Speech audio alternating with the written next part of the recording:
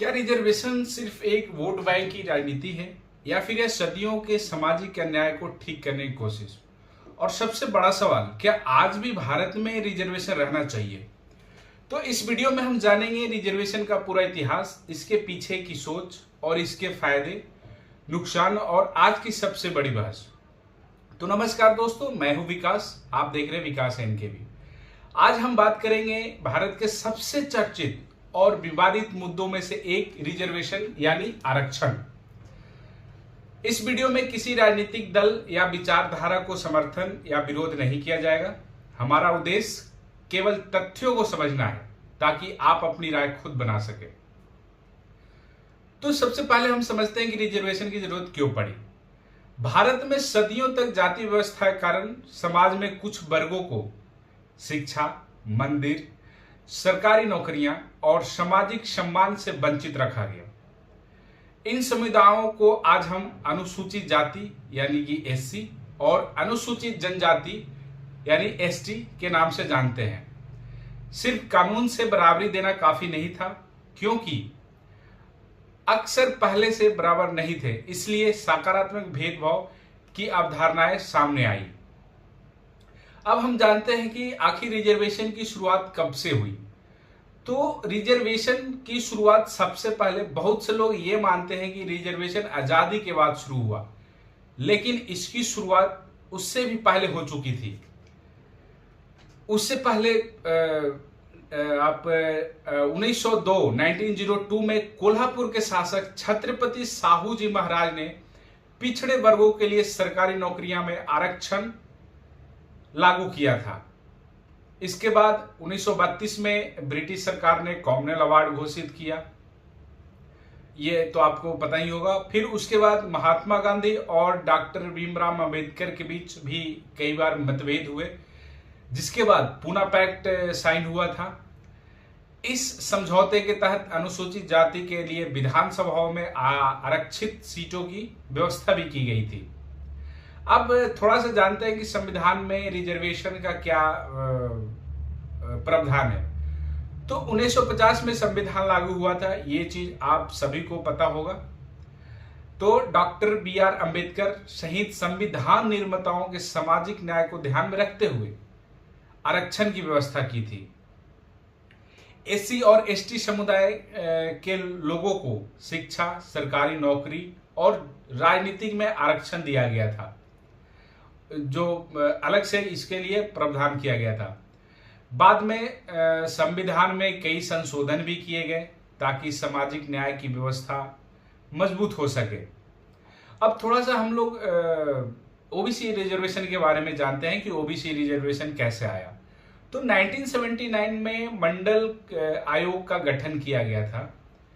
आयोग ने सामाजिक और शैक्षणिक रूप से पिछड़े वर्गों की पहले तो उन्होंने पहचान किया।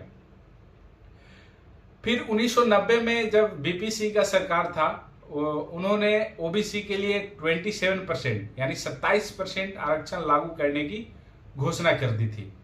इसके बाद पूरे देश में समर्थन और विरोध दोनों देखने को मिले थे। जब घोषणा हुआ कि 27% आरक्षण मिलेगा ओबीसी को, 1992 में सुप्रीम कोर्ट के प्रसिद्ध केस एक हुआ था, इंदिरा शाहनी केस। इस फैसले में ओबीसी आरक्षण को बरकरार रखा गया और समान परिस्थितियों में कुल आरक्षण 50% से अधिक न रखने की बात भी कही गई। अब थोड़ा बात करते हैं ईडब्ल्यूएस रिजर्वेशन जो अभी हाल में हुआ है। तो 2019 में सामाजिक रूप से कमजोर वर्ग के लिए 10% आरक्षण लागू किया गया। यह पहली बार था जब आरक्षण का आधार केवल आर्थिक स्थिति भी बना। अब थोड़ा देखते हैं इसके रिजर्वेशन के क्या क्या फायदे हैं। तो रिजर्वेशन के समर्थकों का कहना है कि जिन लोगों को सदियों तक अवसर नहीं मिले, उन्हें बराबरी का मौका मिला रिजर्वेशन के तहत। जब रिजर्वेशन हुआ तो उसमें उनको बराबरी मिला। सरकारी सेवाओं और शिक्षा में विविधता बढ़ी, मतलब उसमें भी वो लोग आने लगे। लाखों परिवार गरीबी से बाहर निकले जब रिजर्वेशन लागू हुआ। सामाजिक प्रतिनिधित्व बेहतर हुआ। अब थोड़ा सा हम इस पे नजर डालते हैं कि रिजर्वेशन पे उठने वाले क्या क्या सवाल हैं। तो विरोध करने वाले कुछ लोग कहते हैं कि चयन में मेरिट पर असर पड़ा है। इसका मतलब है कि चयन में मेरिट पे असर पड़ा है। कई लोग चाहते हैं कि आर्थिक आधार को अधिक महत्व मिले। कुछ लोगों का मानना है कि ये जो रिजर्वेशन है समय समय पर इसकी समीक्षा भी होनी चाहिए। तो और अलग अलग समुदायों द्वारा नई आरक्षण मांगों की भी लगातार उठती रही। तो अब सबसे बड़ा सवाल है, क्या रिजर्वेशन रहना चाहिए? तो यही सबसे बड़ा सवाल है। एक पक्ष कहता है कि जब तक सामाजिक भेदभाव पूरी तरह खत्म नहीं होता है तब तक रिजर्वेशन जरूरी है। तो दूसरा पक्ष ये बोलता है कि अब इसे आर्थिक आधार या नए मॉडल के अनुसार बदला जाना चाहिए। दूसरा पक्ष बोलता है कि इसके अब इसका जो आधार हो, रिजर्वेशन मिलने का आधार है, उसका आधार आर्थिक होना चाहिए। तो दोनों पक्षों का अपने अपने तर्क है और यही कारण है कि यह विषय आज भी राष्ट्रीय बहस का हिस्सा है।